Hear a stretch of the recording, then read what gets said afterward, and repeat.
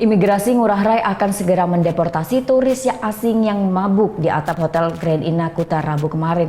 Dari hasil pemeriksaan polisi, turis asal Belanda baru tersebut mabuk berat usai ribut dengan kekasihnya.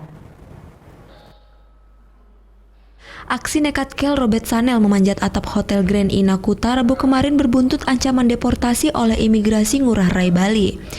Kepala Imigrasi Ngurah Rai Yosep Renung Widodo menjelaskan pria asal Selandia Baru tersebut baru sadar dari pengaruh zat yang memabukkan Kamis siang. Polisi maupun pihak imigrasi belum mengetahui zat apa yang dikonsumsi Kjell hingga membuatnya mabuk berat dan melakukan tindakan berbahaya. Dari hasil pemeriksaan sementara, Kjell mengaku sedang memiliki masalah dengan kekasihnya.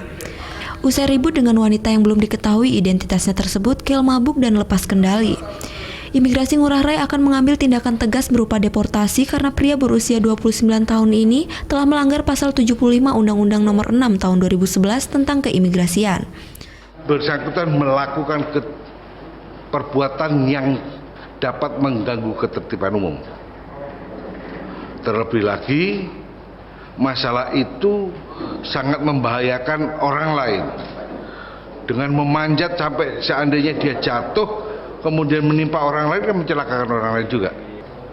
Dapat saya pastikan, konklusinya deportasi. Saat ini pihak imigrasi sedang berkoordinasi dengan aparat Polsek Kuta yang menahan tersangka untuk menyelesaikan kelengkapan dokumen deportasi.